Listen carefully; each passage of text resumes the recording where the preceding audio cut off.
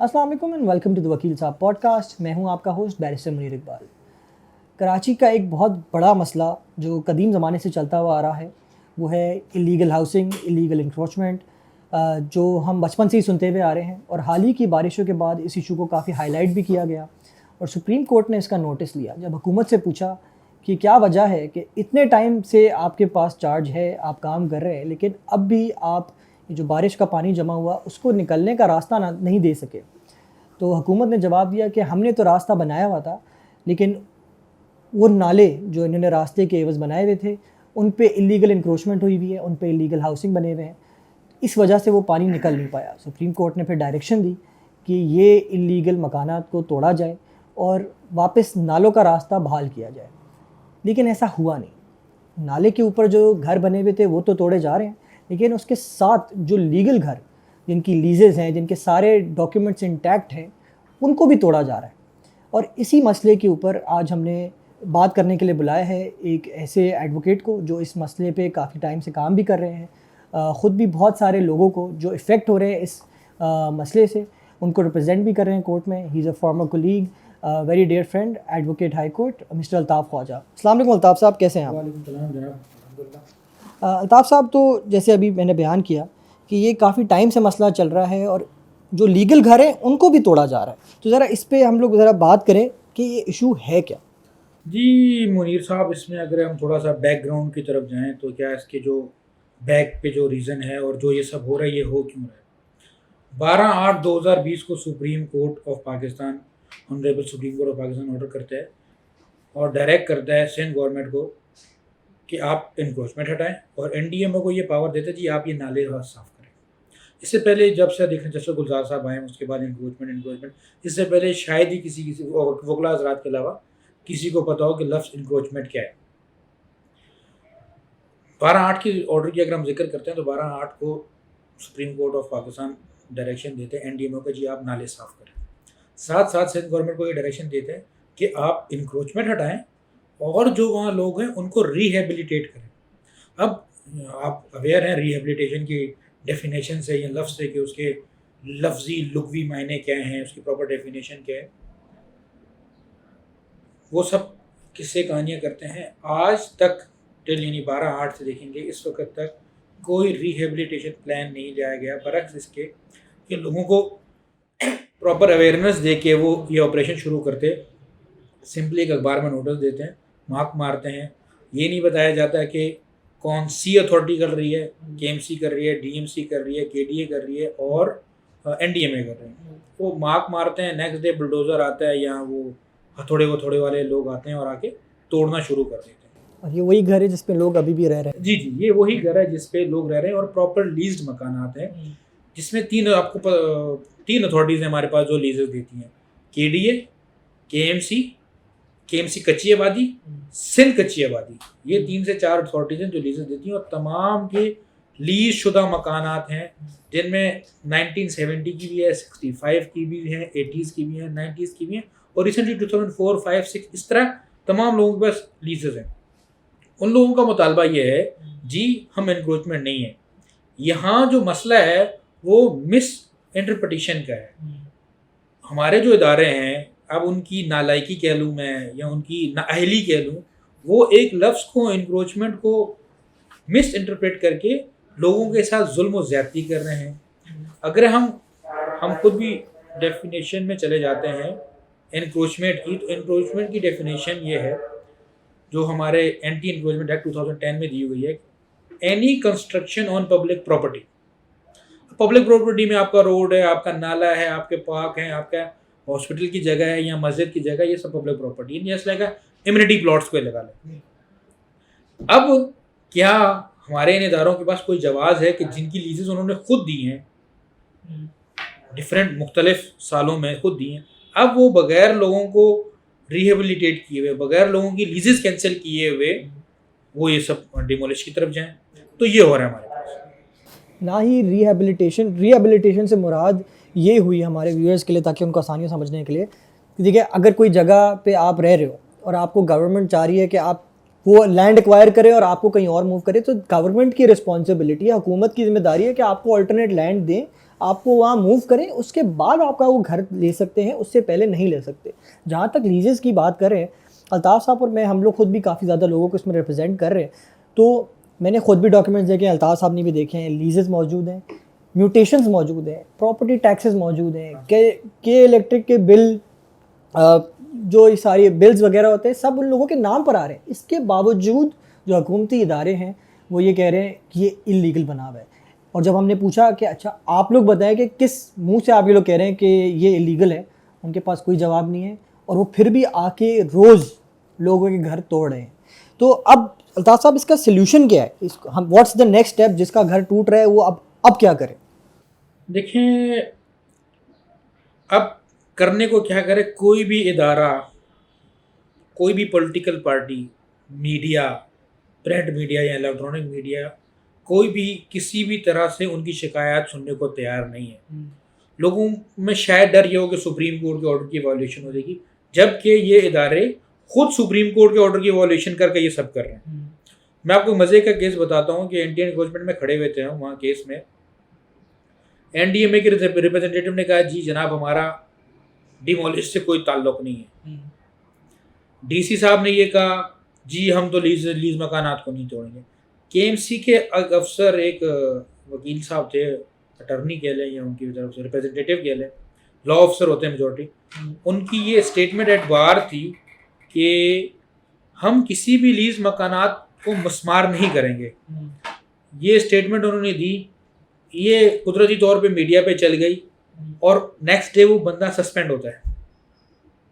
तो आप अंदाज़ा लगा लें कि किस तरीके से हायर ऑफिशियल्स इस ऑपरेशन में मुलव्वस हैं और वो सुप्रीम कोर्ट के ऑर्डर की वायलेशन कर रहे हैं, लोगों को मिस इंटरप्रेट कर रहे हैं।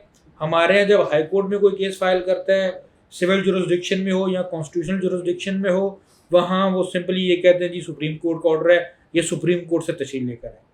अब आप भी माशाल्लाह लर्नेड एडुकेट है, जब मैं सुप्रीम कोर्ट के ऑर्डर से एग्रीव्ड ही नहीं हूँ तो सुप्रीम कोर्ट मुझे एंटरटेन कैसे करेगा?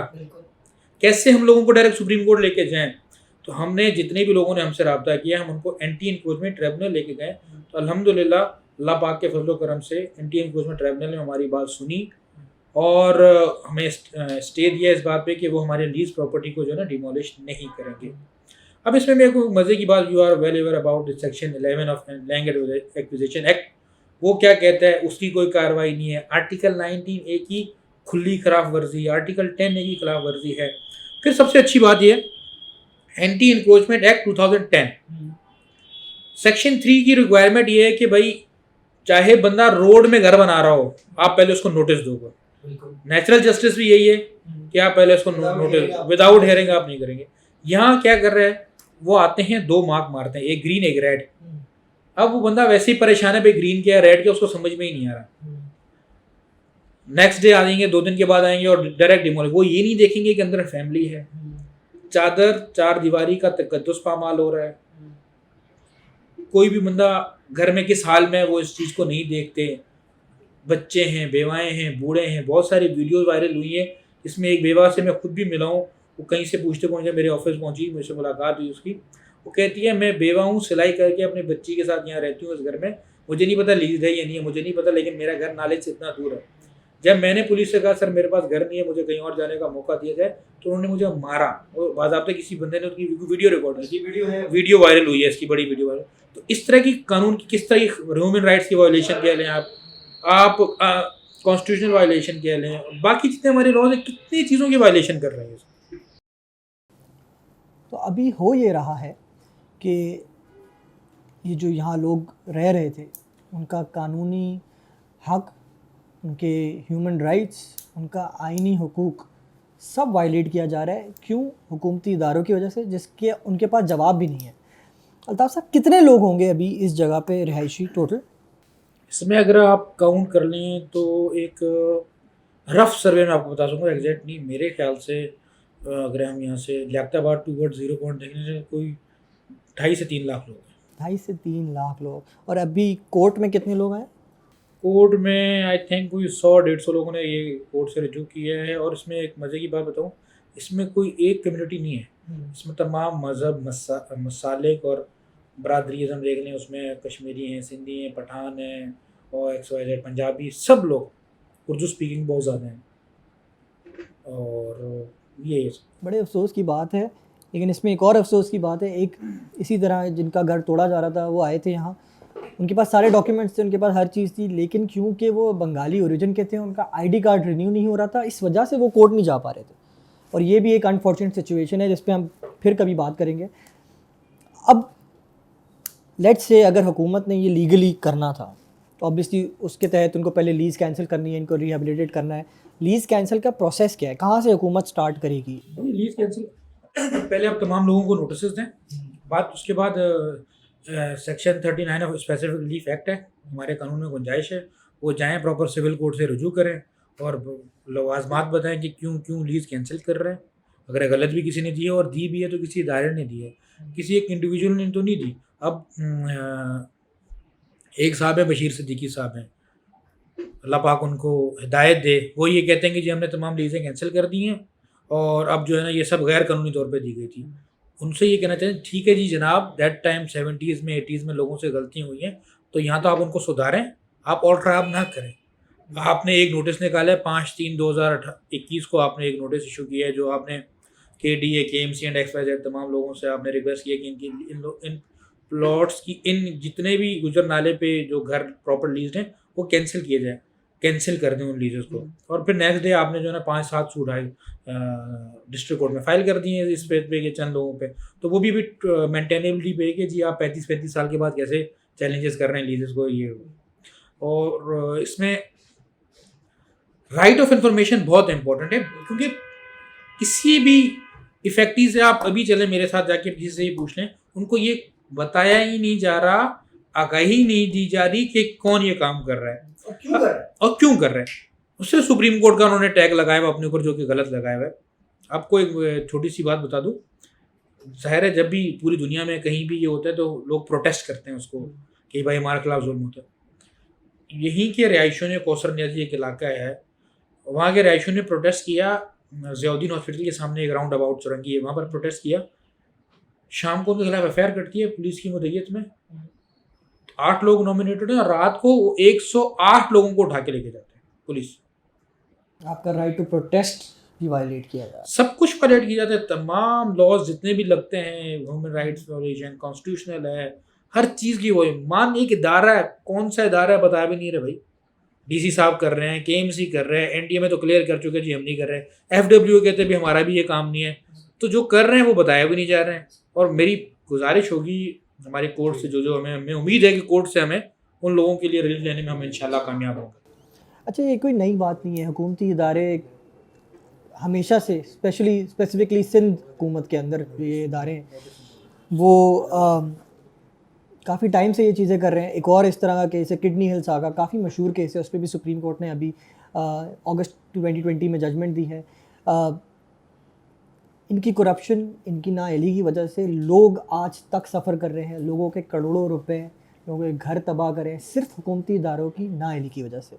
एक चीज़ मुझे आपसे डिस्कस करनी थी कि एंटी इंक्रोचमेंट कोर्ट के अंदर जो अभी फाइल कर रहे हैं, तो उसका क्या प्रोसेस है ताकि लोग आगाह हों, उसके बाद अगर उनको ये राइट अवेल करना है तो वो भी कर सकें? देखिए इसमें 2 कैटेगरीज अभी भी डिवाइड हो गई हैं, एक वो जिनके घर टूट चुके हैं और एक वो जिनके घर अभी टूटने बाकी हैं। तो सबसे पहले तो मैं उनसे रिक्वेस्ट करूंगा जिनके घर टूटने बाकी हैं, जी आप जल्द से जल्द एंटी इंक्रोचमेंट कोर्ट से रजू करें और वहाँ उनके सामने ये दरख्वास्त रखें, जी जनाब हम इंक्रोचमेंट नहीं है, हमारा प्रॉपर लीज है विद डॉक्यूमेंटेशन। दूसरे वो जिनके घर टूट चुके हैं, कोई 20% बचा है, 10% बचा है, 50% या 70% जितने भी घर बचा है, उस पर भी वो कोर्ट से ये रुजू ज़रूर करें जी कि हम इंक्रोचमेंट नहीं थे, हमें गलत हो रहा है। क्योंकि एंटी इंक्रोचमेंट ट्रिब्यूनल जो है, कोर्ट है, उसके पास पावर सिर्फ इतनी है कि वो ये डिटरमाइन कर सकते हैं कि ये इंक्रोचमेंट है या नहीं है। इसके अगर आप वो डिटरमाइन हो गया कि आप इंक्रोचर नहीं है, आप इंक्रोचमेंट नहीं है, तो फिर तो आप केस जीत गए, फिर तो आप वो किसी भी तरीके से वो नहीं हटा सकते। अभी वो झूठ बोल के, गलत बयानी करके, सुप्रीम कोर्ट के ऑर्डर की वायलेशन करके इदारों को, मीडिया को, हुकूमत को, वज़ीर आला को, वज़ीर आज़म साहब को ये बता रहे हैं जी ये इंक्रोचमेंट है।